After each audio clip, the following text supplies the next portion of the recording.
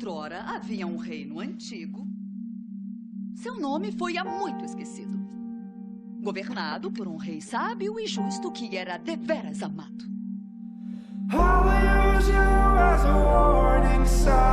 Quando ele envelheceu, dividiu o reino entre os seus que deveriam ser os pilares sobre os quais a terra repousaria em paz.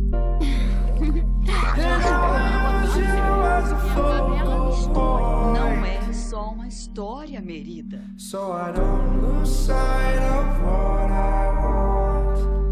Mas o mais velho dos príncipes queria governar as terras sozinho.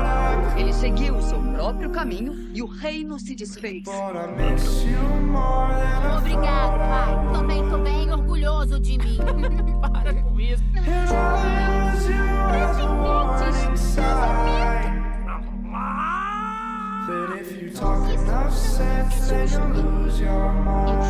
Isso não vai acontecer comigo.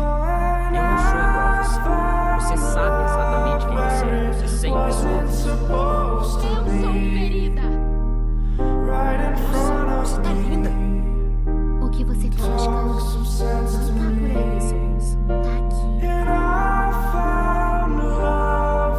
Irresponsáveis. Pediram uma guerra. Onde isso é ser irresponsável? Seus envergonhou! Você envergonhou a mim! Eu obedeci as regras. Não sabe o que fez! Nem que vocês vão começar uma guerra se isso não for reparado! Tem certeza do que está fazendo?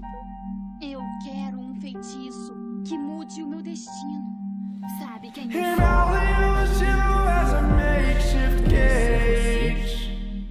O feitiço. E não o destino.